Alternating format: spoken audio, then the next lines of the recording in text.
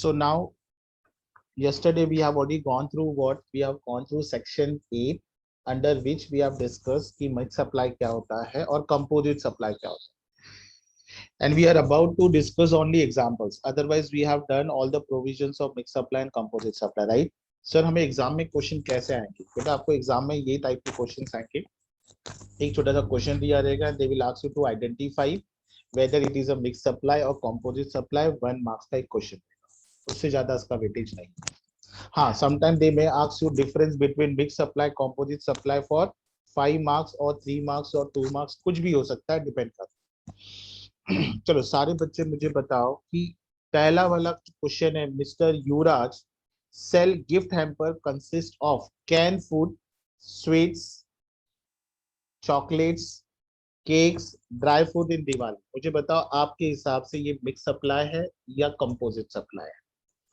Late me no first whether it is a mixed supply or composite supply. Maximum answer have given me mixed supply, except 1 or 2 answer have got it is a composite supply. तो maximum answer के साथ मैं जाऊंगा जो बच्चों ने maximum answer दिया है, and those who have attended lectures properly, I hope उनको problem नहीं होगा, ठीक है, ये ध्यान देना। नंबर 2 का आंसर क्या आएगा? Mr. Saurabh dispatched the chocolate to Dinesh from Delhi to Punjab after getting it packed and paying insurance charges to such goods. Whether it will be mixed or it will be composite. Chaldi.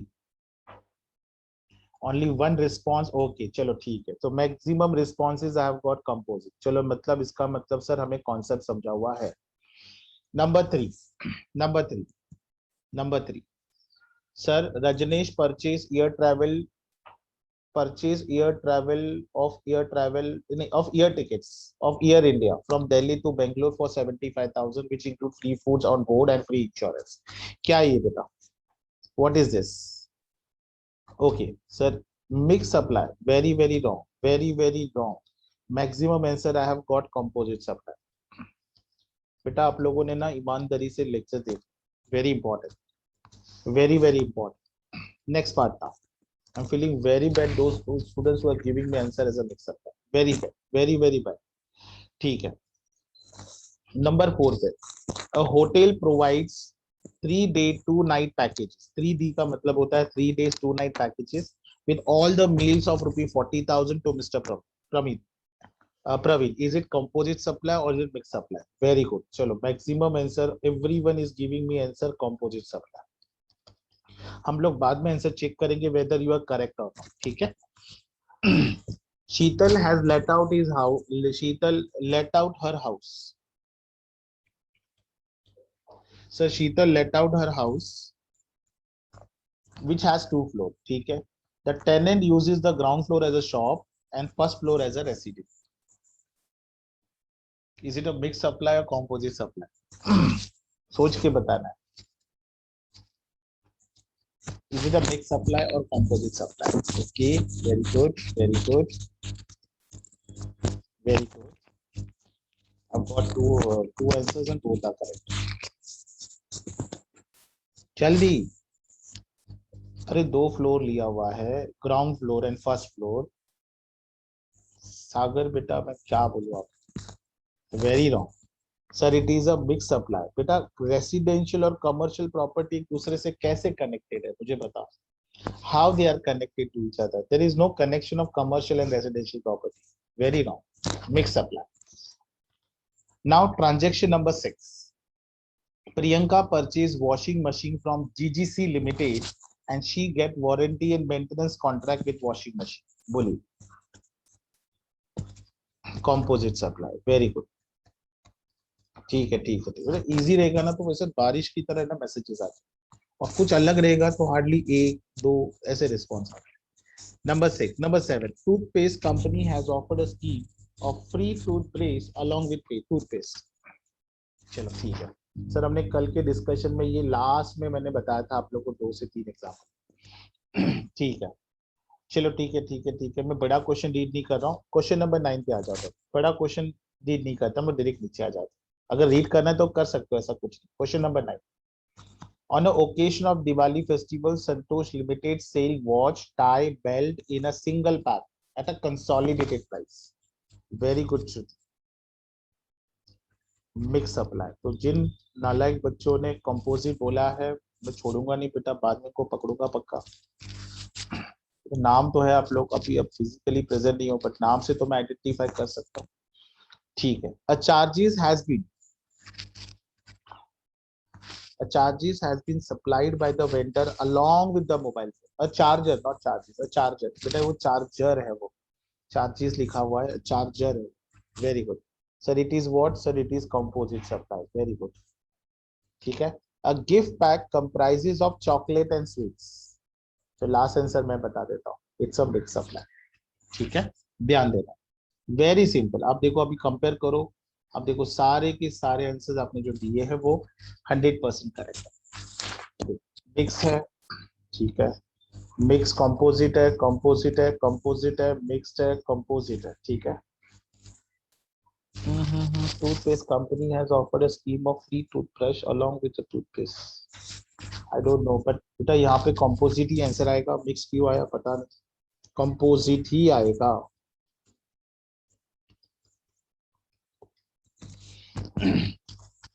उसके बाद mix, composite, mix, everything is done. So anybody has any doubt?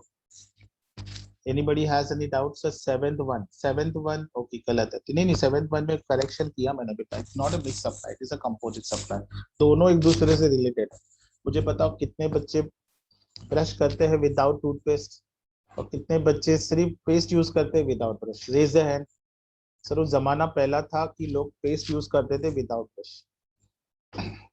ऐसे कितने बच्चे दो बिना toothbrush के ही brush करते हैं बताओ? ऐसा रेज द हैंड, तो मैं भी देखना चाहता हूँ। लेट अदर आल्सो अंडरस्टैंड कि कितने बच्चे। No no response at all. ठीक है, इसका मतलब सर हम लोग पेस्ट ब्रश के थ्रू ही करते हैं with the help of paste. So इसका मतलब ये composite supply, it is understood. ठीक है sir. 4 meals can be offered separately। Sir 4 meals can be offered separately। Mayuresh बेटा, can you please keep your audio on and talk to me directly, because आपका question मुझे नहीं समझ।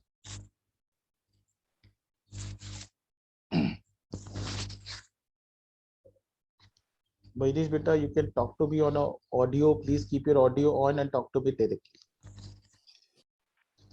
Hello, sir. बोलिए बोलिए। Sir, I was talking about the fourth one. Fourth one, Sir. just wait।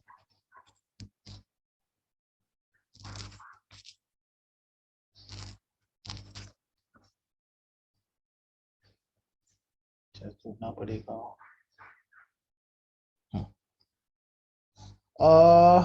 ये separately कर सकते हो ना, क्यों नहीं कर सकते? अभी देखो बेटा, उसने वर्ड लिखा है पैकेज।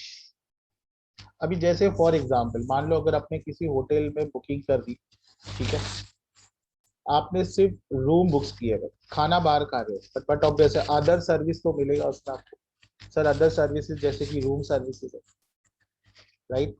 उसके बाद उसमें होटल्स में अगर गार्डन है तो आप यूज कर सकते हो, राइट। आपके बच्चे हुए तो वहां पे खेल सकते हैं, गार्डन स्विमिंग पूल है तो आप यूज कर सकते हो। मेरी बात समझी नहीं समझी? Yes, sir. Understood. चलो, एक क्वेश्चन बच्चे ने पूछा है कि सर हम टूथपेस्ट और ब्रश अलग अलग भी खरीद सकते हैं ना, बार बार नेचुरली बंडल ही थोड़ी ना होता है। बरोबर है ना बेटा, आप भी 100% करेक्ट है। अभी देखो इस पे कंट्रोवर्सी है, अगर आपको लगता है तो आप मेंशन कर दो। सर हम टूथपेस्ट मिक्स सप्लाई भी बोल सकते हो बेटा। अभी देखो इसमें एक बच्चे ने क्वेश्चन पूछा है, सर हम तो सिर्फ टूथपेस्ट ही खरीदते हैं, ब्रश तो पहले से ही पड़ा हुआ है। तो आप ऐसे भी सोच सकते हो ये मिक्स सप्लाई भी है। You can take as a mix supply. देखो the way you think you will get a response. हाँ सर, हम लोग जब भी पेस्ट खरीदते हैं तो we are only purchasing paste, not brush again and again. हर नए पेस्ट के साथ हम ब्रश खरीदते हैं ऐसा नहीं है। ठीक है, तो भी चलेगा। But it is very clear कि जब भी आप, अभी कंपनी खुद आपको क्या करती है, पेस्ट के साथ ब्रश फ्री देती है। होता है नहीं होता है? होता है। तो देखो यहाँ पे क्वेश्चन मार्क है बेटा, आप इसको मिक्स सप्लाई, अगर टूथब्रश प्लस ब्रश तो मिक्स होता है। उसको अलग अलग खरीद सकते हैं, मिक्स भी बोल सकते हैं, मिक्स भी बोल सकते हैं। नेचुरली बंडल नहीं होता है, आप ऐसा नहीं बोल सकते बेटा। ब्रश और टूथपेस्ट तो होगा ही ना नेचुरली बंडल। हाँ वो साथ में मिलता है ऐसा कंपलसरी है, वो साथ में मिलता है ऐसा कंपलसरी नहीं। ये आई डू अंडरस्टैंड इट, तो उसमें हम एक सप्लाई भी बोल सकते हैं। Is it right? Concept clear है सबका? Anybody want to ask any question? Anybody want to ask any question? Let me know. Sir हम क्वेश्चन पूछा है कभी आपको? बताओ, अभी हद कर देते।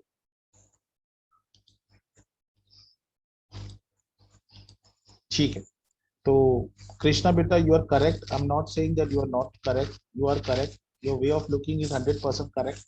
नेचुरली बंडल, नॉर्मली टूथब्रश और ब्रश ये नेचुरली बंडल नहीं होते हैं, ठीक है, इसको हम अलग से भी परचेज कर सकते हैं।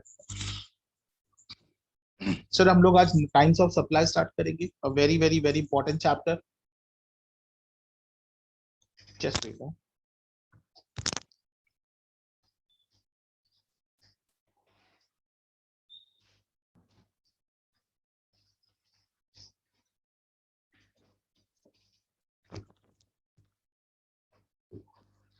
सो आज हम लोग स्टार्ट करेंगे time of supply. I hope I am audible to everyone.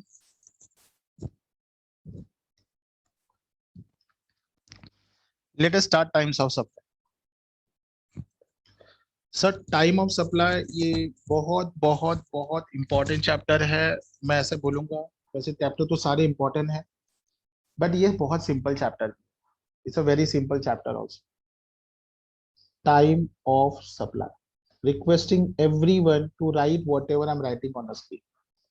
Requesting everyone. Sir time of supply में हम लोग उसको TOS करके भी बोलते हैं, TOS, time of supply.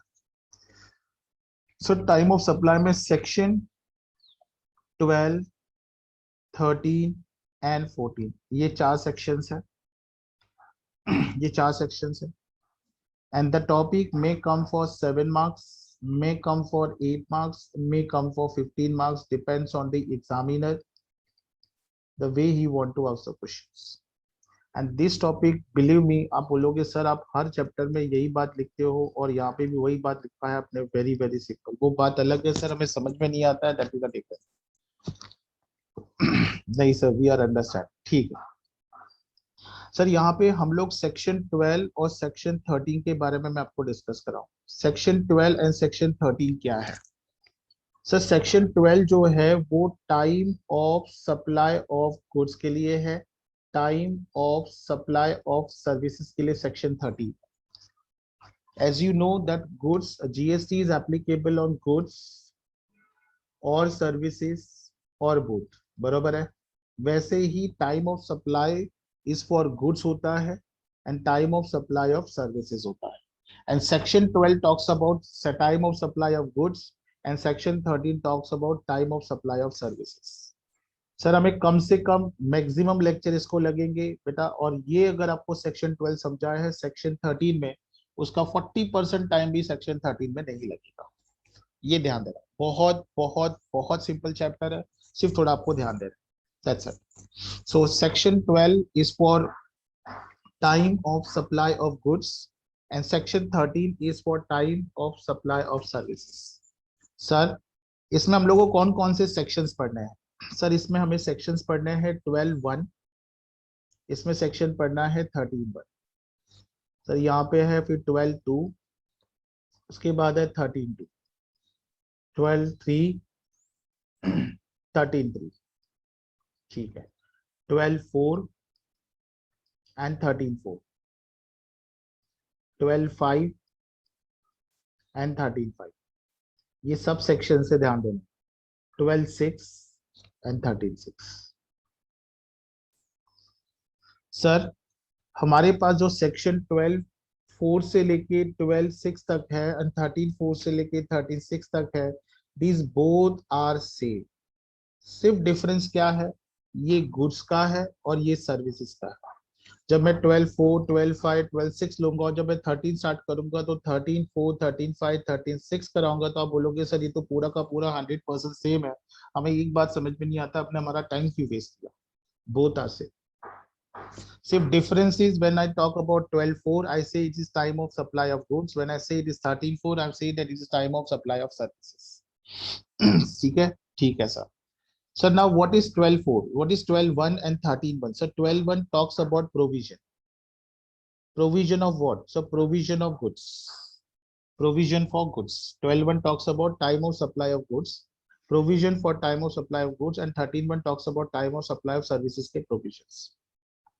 So 12.2 talks about what? Forward charge mechanism.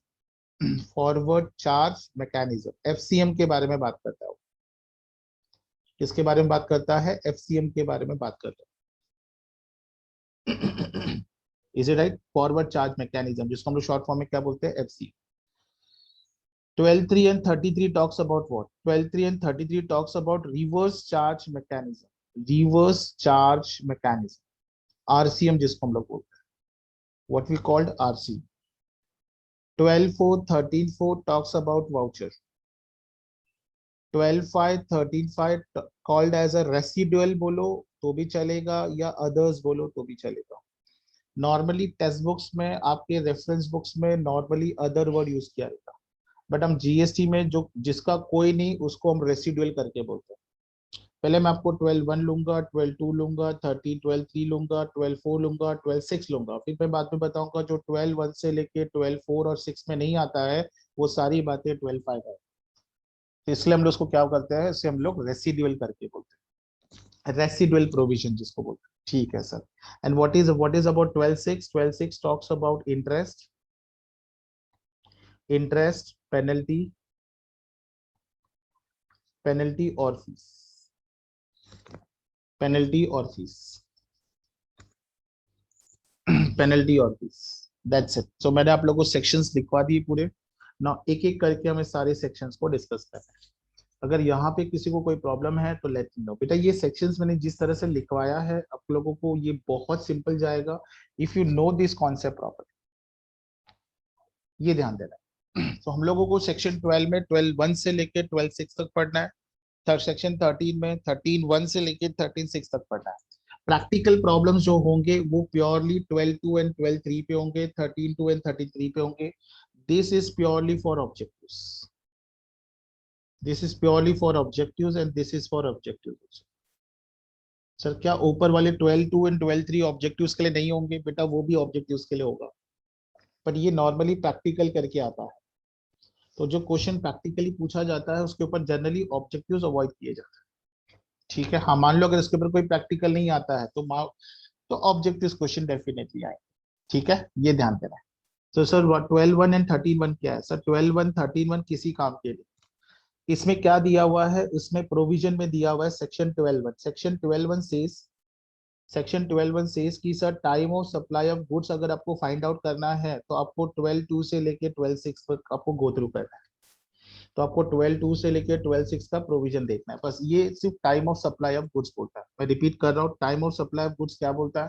Sir time of supply of goods मतलब section 12.1 क्या बोलता है? सर सेक्शन 12.1 सेज कि जो time of supply of goods है वो आपको सेक्शन 12.2 से लेके 12.6 में मिलेगा, ऐसा सेक्शन 12.1 बोलता है। ये प्रोविजंस देता है कि if you want to find out time of supply of goods under CGST Act, so in that case you have to refer the provision, you have to refer the further provision which covered under section 12.2 to 12.6. Same with 13.1 also. So 13.1 की as of now मैं अभी बातें नहीं कर रहा हूँ, मैं directly जा रहा हूँ सेक्शन 12.1। आप बोलोगे नहीं सर आपने तो शॉर्टकट ले लिया सेक्शन 12.1 और आपने ऊपर ऊपर से बता दिया। नहीं बेटा, जो है वही बता रहा हूँ मैं आपको।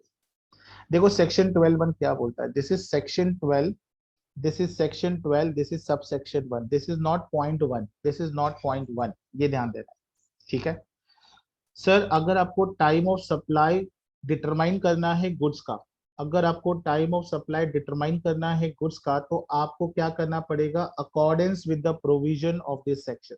तो आपको नीचे वाले सेक्शंस को रिफर करना पड़ेगा, section 12.2, section 12.3, section 12.4, section 12.5, section 12.6। अब देखो सेक्शन 12.2 टॉक्स अबाउट एफसीएम। जब हम एफसीएम डिस्कस करेंगे और ये सेक्शंस को पढ़ेंगे तो आप देखोगे कि वही है जो मैंने वहां पे लिखवाया। Section 13.3, Section 12.3, it talks about reverse charge mechanism. Section 12.4 talks about voucher. Section 12.5 talks about whether it is not possible to determine time of supply. बेटा जहाँ पे जिसमें 12.2 में पॉसिबल नहीं है, 12.3 में पॉसिबल नहीं है, 12.4 में पॉसिबल नहीं, 12.6 में पॉसिबल नहीं है, it is whether it is not possible to determine time of supply, मैंने वही बताया था ना, 2 में फाइंड कर सकते हैं, ना 3 में फाइंड कर सकते हैं, ना 4 में कर सकते हैं, इसमें 6 भी आएगा। तो ऐसे केस में मेरा टाइम ऑफ सप्लाई कौन से प्रोविजन से करोगे, 12(5) से करोगे। And 12(6) talks about what, 12(6) talks about interest, late fees, penalty for delay payment for any consideration. ठीक है सर। सर तो 12(1) बोल रहा है सर। अभी सबसे पहले हमें ये बताओ कि हम लोग टाइम ऑफ सप्लाई ये चैप्टर पढ़ते क्यों है। आपने तो टॉपिक चालू कर दिया, हमें ये तो बताया नहीं टाइम ऑफ सप्लाई हम लोग क्यों time of supply of goods हम क्यों रीड करते हैं। बेटा डेफिनेटली मैं बताऊंगा, डोंट वरी। पहले आप लोगों ने अगर प्रोविजन देख लिया है तो मैं आगे बढ़ता हूँ। सर हम लोगों को टाइम ऑफ सप्लाई ये चैप्टर से ये पता चलता है कि मेरी liability for payment to GST कौन से टाइम पे अराइज होती है। Liability for payment of GST, liability for payment, liability for payment of GST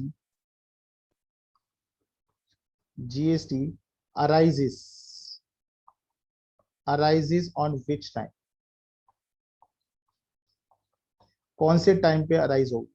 मुझे लाइबिलिटी जीएसटी का पेमेंट कब करना है, ये हम लोगों को ये व्हाट टाइम का आंसर मुझे देता है 12(2), 12(3), 12(4), 12(5), 12(6), 32, 33, 34, 35, 36।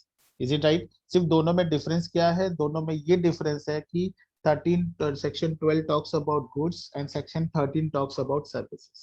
That's it sir. Now we will be starting with what sir, we will be starting with now supply of goods.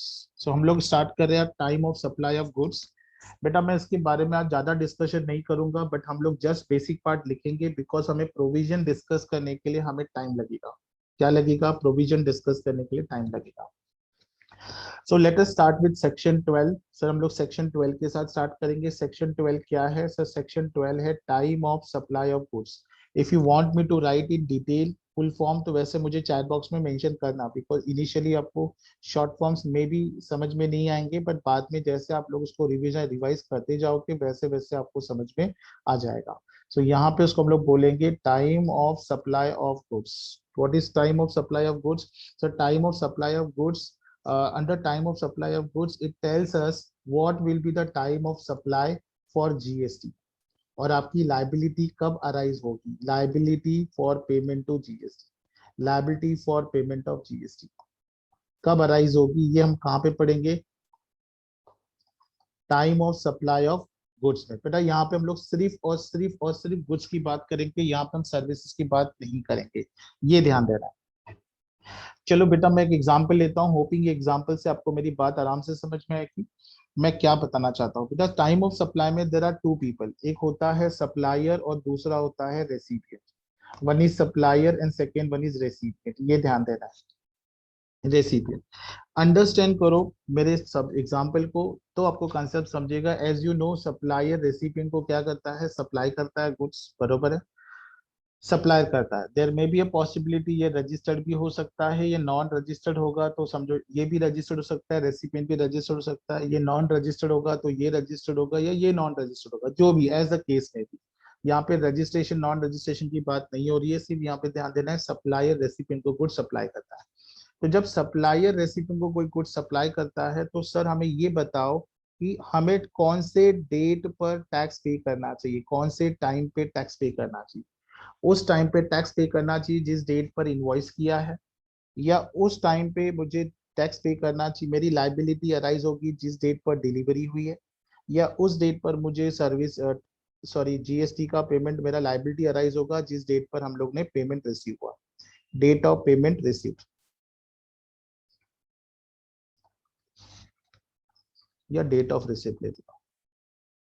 तो कौन से डेट पर मेरी लाइबिलिटी अराइज होगी। सर हमें एक बात समझ में नहीं आती है कि सर आपको तो पता होगा कि नॉर्मली जिस डेट पर हम कोई भी सामान परचेज करते हैं या सेल करते हैं, सप्लाई करते हैं, इन जनरल टाइम टॉक ना, in general let us assume आज डेट है 25 अक्टूबर, सॉरी अगस्त। सर आज 25 अगस्त है, ठीक है अच्छी बात है, 25 अगस्त 2021। सर मैं रेसिपिएंट हूँ, मैं सप्लायर के पास गया, मैंने उनसे कोई गुड्स इनवर्ट सप्लाई किए तो उन्होंने मुझे उसी डेट पर इनवॉइस भी इशू किया, ठीक है अच्छी बात है। सर उसी डेट पर मुझे उन्होंने डिलीवरी भी दी, सो ठीक है वो भी अच्छी बात है। और उसी डेट पर मैंने उनको पेमेंट किया तो उसने रिसीव्ड किया। रिसिप्ट हम लोग सप्लायर पॉइंट ऑफ व्यू पढ़ रहे हैं, ये ध्यान देना। तो जनरली व्हाट हैपन, जो जो छोटे छोटे गुड्स जो होते हैं, जो normally day to day usable होते हैं, तो आपने देखा होगा जिस डेट पर आप परचेज मतलब जिस डेट पर आप सप्लाई करते हो, आउटवर्ड सप्लाई करते हो, उसी डेट पर आप इनवॉइस भी इशू करते हो, उसी डेट पे आप डिलीवरी भी देते हो, उसी डेट पे रिसिप्ट भी होता है। But sir there are other cases also जहाँ पे आपका इनवॉइस, डिलीवरी और रिसिप्ट अलग अलग डेट से होते हैं। तो ऐसे केस में हमें क्या करना है? तो ऐसे केस में हम क्या करेंगे सर? जैसे कि एग्जाम्पल सर 10 अगस्त को सर मैंने इनवॉइस इशू किया, मैं एग्जांपल दे रहा हूँ बेटा, ध्यान देना। 15 अगस्त को मैंने डिलीवरी दी, ठीक है सर, 15 अगस्त को डिलीवरी दी और पैसे मिले, टेक एन एग्जांपल 28 अगस्त को। सर नॉर्मली ऐसे ही होता है, डिलीवरी मिलने के बाद ही पैसे होते हैं। क्या बात करो सर, एडवांस भी होता है करके, बट 100% तो एडवांस नहीं होता होगा, 100% एडवांस नहीं होता होगा। There may be a possibility that 28 अगस्त को मैंने क्या किया, इनवॉइस दिया, ठीक है बेटा। मैं खुद के एग्जांपल फ्रेम कर रहा हूँ, तो आपको सामने एक इमेजिनरी क्वेश्चन आ जाएगा कि आपको इस पर्टिकुलर केस को किस तरह से एनालिसिस करना है, ध्यान देना है। और लेट अस अज्यूम 10 अगस्त 2021 को मैंने रिसिप्ट ले लिया, अपने एडवांस की बात कर ली तो मैंने एडवांस पहले ले लिया, ठीक है। और तीसरी बात होगी, और एक एग्जांपल ले लेता हूँ फिर हम आगे बढ़ सकते हैं, ठीक है। So let us assume invoice issue किया 28/8/2021 को, ठीक है। डेट ऑफ डिलीवरी है 10/8/2021 और बाद में रिसिप्ट हुआ है 15/8/2021। अभी sir time of supply of goods section 12 talks about कि सर इसमें मेरी लाइबिलिटी कौन से डेट पर अराइज होती है। सर इसमें तो बहुत ही सिंपल है, सारे ट्रांजेक्शन एक ही डेट पे हुए हैं, तो आपकी लाइबिलिटी 25/8 को ही होती है। पर जब हम लॉ के बारे में बात करते हैं तो we have to talk about कि मुझे डेट ऑफ इनवॉइस लेना चाहिए, क्या मुझे डेट ऑफ डिलीवरी लेना चाहिए, या मुझे डेट ऑफ रिसिप्ट लेना चाहिए। बेटा मैं एकदम स्ट्रिक्टली बात कर रहा हूँ, ध्यान देना है। In case of time of supply of goods हमें रिसिप्ट को अवॉइड करना है, इग्नोर करना है। मैं नोट लिख देता हूँ, नोट, इग्नोर रिसिप्ट्स। इग्नोर क्या करना है? रिसिप्ट करना है, इस रिसिप्ट को इग्नोर करना है, ठीक है सर। जो भी रिसिप्ट है उसको इग्नोर करना है। क्वेश्चन में आपको डेट ऑफ रिसिप्ट दिया रहेगा, जब भी आप time of supply of goods की बात करते हो रिसिप्ट को हमेशा इग्नोर किया जाता है। अभी आप पूछोगे सर रिसिप्ट को इग्नोर क्यों किया जाता है? बेटा इसका आंसर ये आप मुझे खुद दोगे जब मैं सेक्शन 12 और सेक्शन 12(2) और सेक्शन 12(3) कंप्लीट करूंगा, तो मैं आपसे पूछूंगा बताओ मुझे, मेरे को रिसिप्ट को इग्नोर क्यों करना पड़ता है। मुझे नहीं लगता है कि मुझे एडवांस में आपको बताऊं फिर आप फिर इजीली समझ पाओ, इससे कोई सेंस नहीं बनेगा। तो एक बात दिमाग में रखना है कि रिसिप्ट हमेशा इग्नोर होगा। अभी रिसिप्ट रिसिप्ट मतलब कौन सा रिसिप्ट? पेमेंट की बात कर रहा हूँ, पेमेंट हमेशा इग्नोर होगा। भले वो एडवांस पेमेंट हो, भले वो पेमेंट आपको एडवांस में मिला हो, भले वो पेमेंट आपको बाद में मिला हो, वो हमेशा दोनों इग्नोर हो जाएगा। अगर आप थोड़े प्रोविजन अच्छे से पढ़ोगे तो प्रोविजन में लिखा है कि एडवांस को इग्नोर करना है, एडवांस को इग्नोर करना है। उन्होंने लेटर के बारे में कुछ नहीं बोला है। अभी लेटर के बारे में कुछ नहीं बोला है, इसलिए नहीं बोला है बिकॉज वो आता ही नहीं है, इसलिए उन्होंने लेटर के बारे में कुछ नहीं बोला है। मेरी बात समझी या नहीं समझी? मैं रिपीट क्या कर रहा हूँ कि सर जब भी आप time of supply of goods की बात करोगे तो उसमें सबसे पहली बात होती है date of receipt. Date of receipt को आप हमेशा इग्नोर करोगे, बिकॉज जब आप उसका लॉ अच्छे से प्रोविजन पढ़ोगे आप लोग, बेटा मैं पूरी प्रोविजन आपको एज इट इज नहीं पढ़ाऊंगा, ध्यान देना है, but definitely I will make sure that आपको प्रोविजन में एक बार रीड जरूर कराऊंगा, बट रीड करने के बाद आपको पूरा प्रोविजन अच्छे से समझेगा, ठीक है सर। सर हम लोग एडवांस पेमेंट को इग्नोर करते हैं, ऐसा प्रोविजन में दिया है। लेटर के बारे में कुछ नहीं बोला है, बट वो तो इग्नोर होगा ही। वो इग्नोर तब होगा जब हम सेक्शन 12(2) के प्रोविजन स्टार्ट करेंगे। तो आपको खुद को समझिएगा कि सर ने लेटर को प्रोविजन में इसलिए नहीं डाला है बिकॉज लेटर को डालता भी तो भी वो आता नहीं, तो भी वो नहीं आता, ठीक है सर। सर आपकी बातें अब घुमा घुमा के बता रहे हो, हमें कुछ समझ में नहीं आ रहा, डायरेक्ट बता दो, हम समझ जाएंगे खुद। बेटा कुछ बातें ऐसी होती है जो आपको खुद को भी समझ नहीं। तो क्वेश्चन ये है कि सर हमें डेट ऑफ इनवॉइस लेना है, डेट ऑफ डिलीवरी लेना है, या डेट ऑफ रिसिप्ट लेना है। क्वेश्चन ये है कि हमें डेट ऑफ, अभी आप देखो ये तीनों के तीनों सेम डेट पे थे, बरोबर है? Yes sir. अभी जब मैं इसकी बात करूंगा किसके, सेकेंड ऑप्शन की, तो आप देखो सबसे पहले मैंने इनवॉइस दिया हुआ है, फिर बाद में डिलीवरी दी है, फिर बाद में पेमेंट रिसीव हुआ, ठीक है। उसके बाद यहाँ पे क्या है सर, इसके बाद यहाँ पे आप देखोगे पहले मैंने पैसे लिए हैं, फिर बाद में डिलीवरी दी है, फिर बाद में इनवॉइस दिया हुआ है, ठीक है। उसके बाद क्या है सर, यहाँ पे अगर आप थोड़ा ध्यान दोगे तो पहले मैंने डिलीवरी दी है, फिर पैसे लिए हैं, फिर रिसिप्ट दिया हुआ है, इनवॉइस दिया हुआ है, ऐसे 3 केसेस है। बेटा टाइम ऑफ सप्लाई हमेशा बोलता है कि इनमें से जो भी पहला है, earlier, which ever is earlier, which ever is earlier. मैं आपका जॉब थोड़ा आसान कर रहा हूँ, बट इसका मतलब ये नहीं कि आप रटोगे। बेटा मैं पूरे प्रोविजन के साथ आपको बताऊंगा, don't worry. Since I have started, just started, तो मैंने आपको बता दिया। दोनों में, तीनों में, चार मतलब तीनों में से जो पहले होगा वो हमारा क्या होगा, time of supply of goods होगा। बट उसने नीचे नोट दिया हुआ है कि आपको एडवांस पेमेंट को इग्नोर करना है। क्या करना है, एडवांस पेमेंट को इग्नोर करना है। अभी मैं इग्नोर क्यों कर रहा हूँ ये आपको पता चल जाएगा। मुझे बताओ फर्स्ट केस में मेरा time of supply of goods क्या रहेगा। सर फर्स्ट केस में मेरा time of supply of goods रहेगा 25 अगस्त 2021, क्योंकि तीनों डेट सेम डेट पर है। बराबर है, तीनों डेट सेम डेट पर है, ठीक है सर, तीनों डेट सेम डेट पर है। अभी मुझे बताओ सेकेंड केस में मेरा time of supply of goods क्या रहेगा। सेकेंड केस में मेरा time of supply of goods क्या रहेगा। सारे बच्चे चैट बॉक्स में मुझे रिप्लाई करेंगे। मुझे बताओ सेकेंड केस में मेरा time, this is case 1, this is case 2, this is case 3, this is case 4। मुझे बताओ क्या रहेगा। Very very good sir, time of supply रहेगा 10/8/2021। बेटा पूरे चैप्टर में आपको यही करना है सर, ये तो कितना आसान है। बट बोल रहे बेटा ऐसा सोच रहे हो तो आप गलत सोच रहे हो। जैसे जैसे हम आगे बढ़ेंगे तो आपको टेंशन आना शुरू हो जाएगा। ठीक है सर, थर्ड केस में मेरा टाइम ऑफ सप्लाई क्या आएगा बताओ।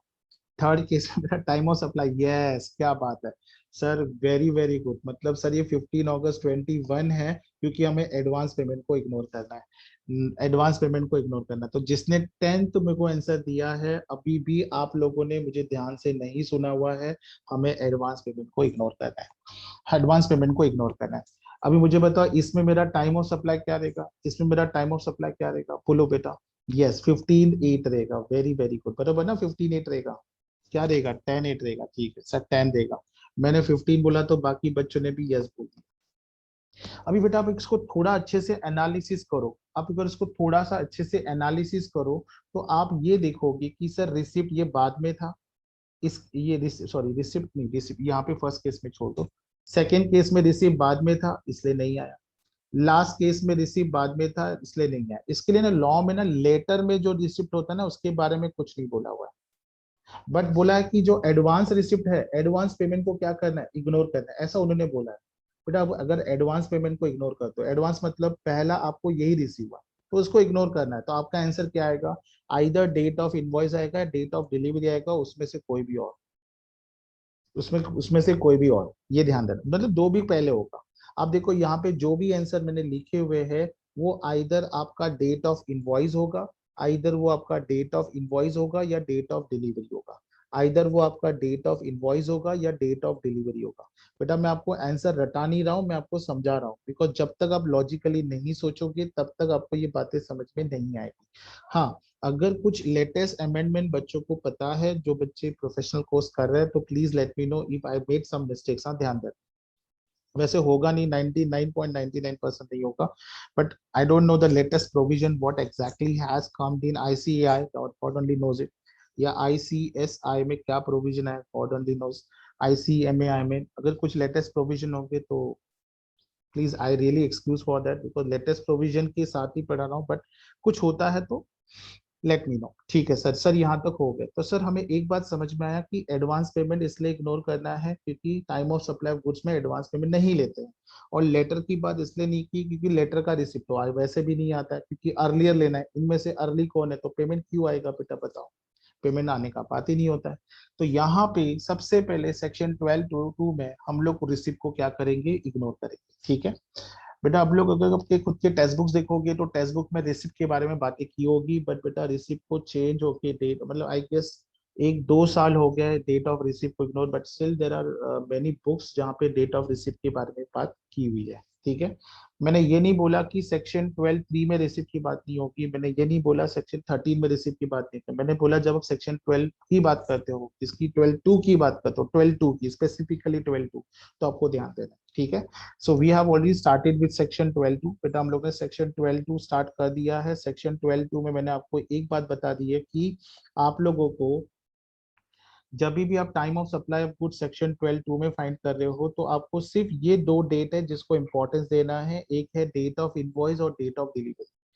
Date of invoice and date of delivery ये दिमाग में रख के चलना है, ठीक है। और उसके बेसिस पे आप आइडेंटिफाई करोगे कि ये time of supply of goods है या time of supply of services है।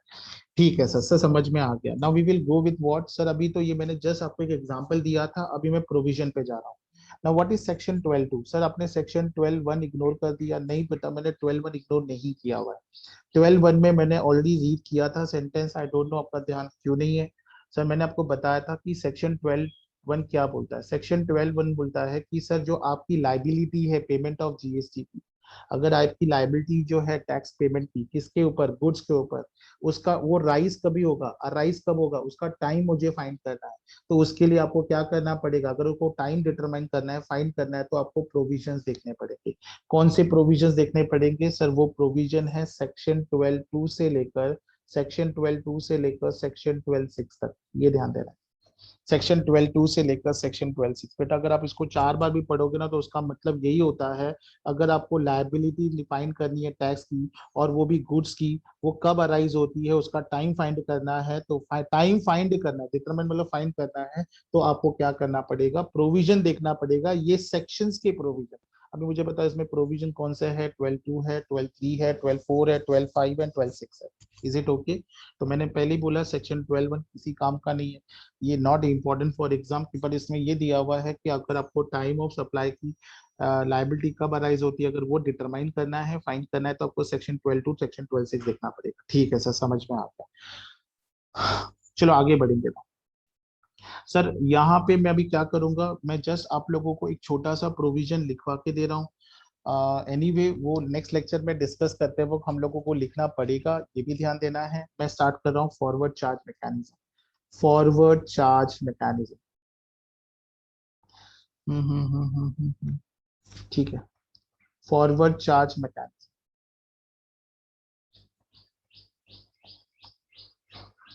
Now what is forward charge mechanism, जिसको हम लोग क्या बोलते हैं, एफसीएम।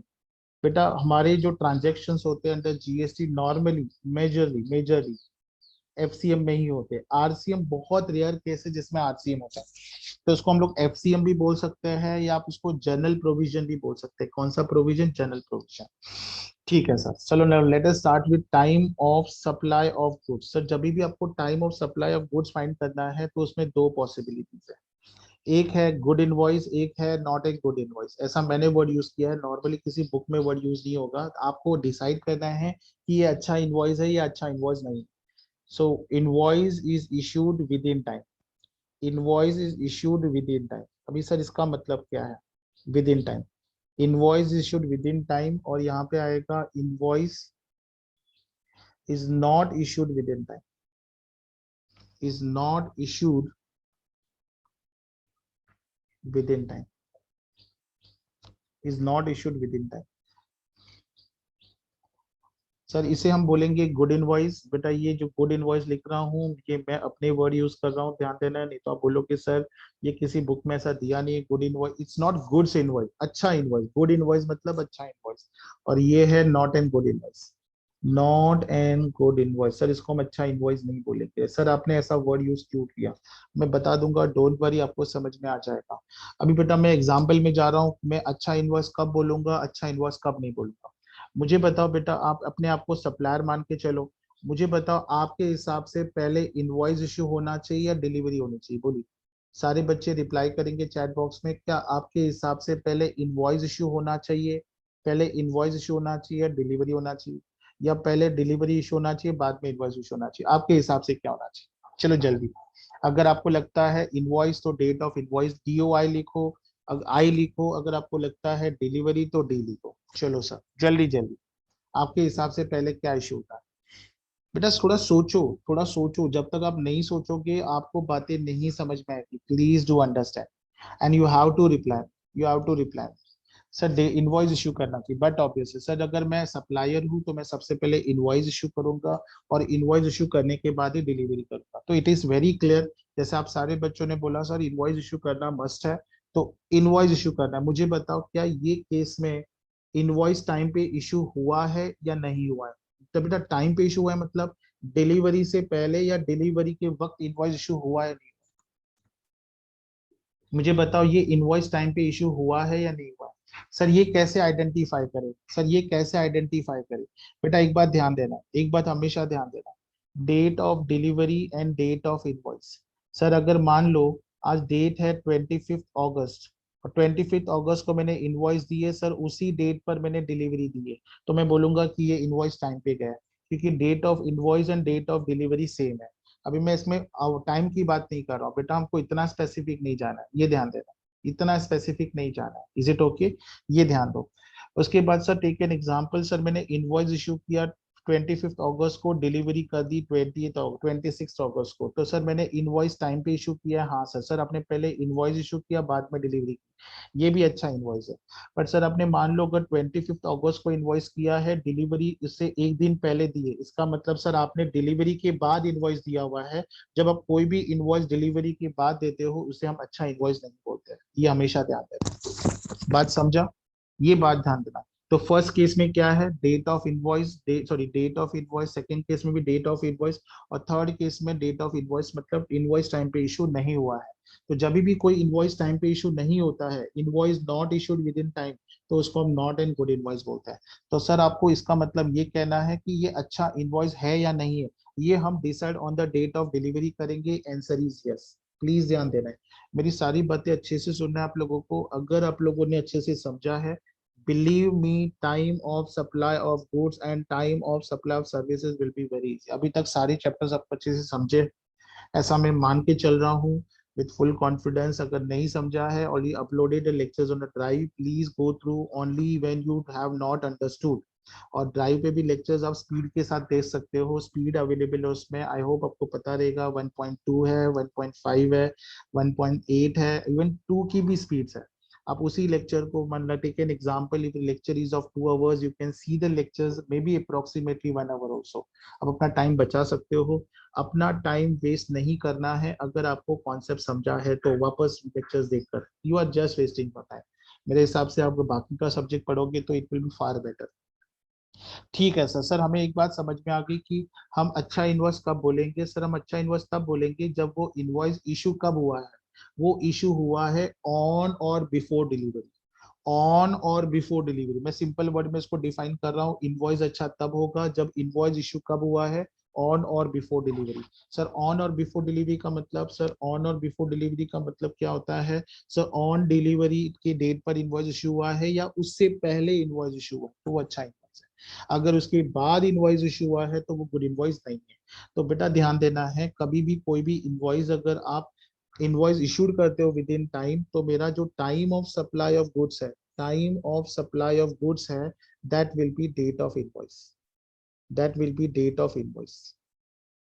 बेटा आप लोगों को बहुत सारी बुक में ऐसा भी दिया रहेगा, आप लिखो मत, लिखो मत, लिखो मत, date of receipt whichever is earlier, बेटा उसको इग्नोर कर दो। Whichever is earlier, WEE का मतलब वो नहीं है बेटा, WFF मत ले लेना, नहीं तो WEE ले लोगे। Which ever is earlier, which ever is earlier, पर मैंने आपको क्या बोला सर, आपको रिसिप्ट इग्नोर करना है। तो जब रिसिप्ट इग्नोर करना है तो उसको मैंने नहीं लिखना है, ध्यान देना है। नहीं तो बाद में आप मेरे नाम से चिल्लाओगे, सर ने डेट ऑफ रिसिप्ट बोला नहीं है और टेक्स्ट बुक्स में डेट ऑफ रिसिप्ट दिया हुआ है। बेटा टेक्स्ट बुक्स में देने दो, कोई फर्क नहीं पड़ता। आपका आंसर जो मैंने बताया है वैसे ही आप टेक्स्ट बुक्स में भी देखोगे, वही आंसर मिलेगा। सिर्फ वहां पे रिसिप्ट लिया होगा, हम लोगों ने यहाँ पे रिसिप्ट नहीं लिया होगा। तो जब भी कोई भी इनवॉइस टाइम पे इशू हुआ है, सर टाइम पे इशू होने का मतलब क्या होता है? सर टाइम पे इनवॉइस इशू होने का मतलब होता है कि सर डिलीवरी के डेट पर या उससे पहले अगर इनवॉइस इशू हो जाता है तो वो अच्छा इनवॉइस है, और मेरा time of supply of goods क्या होगा, मेरा डेट ऑफ इनवॉइस होगा। ठीक है सर, हमें को ये बात समझ में आ गई। सो व्हाट अबाउट अगर टाइम पे इनवॉइस इशू नहीं हुआ है तो? सर टाइम पे अगर इनवॉइस नहीं हुआ है तो आपका जो time of supply of goods होगा वो that will be date of delivery होगा। क्या होगा? Date of delivery. सर अभी ये बहुत ज्यादा कंफ्यूजन हो रहा है बेटा। मैं देखो, there are people who daily take a shortcuts. Shortcuts क्या बोलते हैं, ये सब याद करने का जरूरत नहीं है, आप अपना टाइम बचाओ। टाइम कैसे बचाओ? बेटा टाइम बचाने के चक्कर में आप अपने नॉलेज को थोड़ा प्रॉब्लम क्रिएट कर रहे हो। जितना ज्यादा डिटेल में सीख सकते हो उतना ज्यादा डिटेल में सीखने का, तो आपको कॉन्सेप्ट प्रोविजन अच्छे से समझेगा। एक महारथी इंसान ने बताया कि सर इसमें से जो भी पहले है वो ले लो, चलो 25, किसी मारुति पर्सन ने बोला इसमें से जो भी पहले है वो ले लो, ठीक है, इसमें भी जो भी पहले वो ले लो, ये आपका time of supply of goods हुआ। क्यों आप लोग प्रोविजन बार बार पढ़ते हो, मुझे समझ नहीं, ये प्रोविजन पढ़ने का कोई सेंस ही नहीं बनता, ऐसे भी है। बट मैं रिक्वेस्ट कर रहा हूँ आप लोगों को, प्लीज डायरेक्ट आंसर मत निकालो। अगर आप डायरेक्ट आंसर निकालोगे तो आगे प्रॉब्लम होगा। कैसे होगा, जब हम सर्विसेज पे जाएंगे, जब हम आरसीएम पे जाएंगे, तो आरसीएम में डायरेक्ट फॉर्मूला नहीं अप्लाई होता, विच एवर इज रूल का फॉलो नहीं होता है।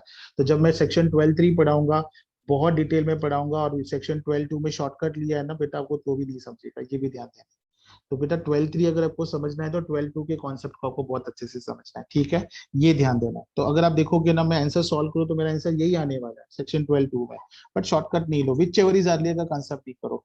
मुझे सिर्फ एक बात ये पता होना चाहिए कि सर मेरा आंसर यहाँ पे time of supply of goods में डेट ऑफ इनवॉइस इसलिए आया बिकॉज ये इनवॉइस मैंने टाइम पे डिलीवर किया हुआ, टाइम पे इशू किया हुआ है। यहाँ पे मेरा इनवॉइस डेट ऑफ इनवॉइस इसलिए आया बिकॉज यहाँ पे इनवॉइस मैंने टाइम पे इशू किया है। यहाँ पे डेट ऑफ डिलीवरी इसलिए आई है बिकॉज यहाँ पे इनवॉइस मैंने डिलीवरी के बाद इशू किया। बस ये लॉजिकल रीजन आपको पता होना चाहिए कि मेरा डेट ऑफ डिलीवरी इसलिए आया रहेगा क्योंकि इनवॉइस टाइम पे इशू नहीं किया रहेगा। तो किसको पूछा क्यों डेट ऑफ डिलीवरी है, वो पता नहीं, विच एवर इज अर्लियर, ये कोई कंसेप्ट ही नहीं हुआ। विच एवर इज अर्लियर का मतलब क्या होता है वो नहीं पता, जो पहला है वो रीजन वो नहीं पता। ऐसा नहीं करना, ऐसा करेंगे तो तकलीफ वाला काम, ठीक है।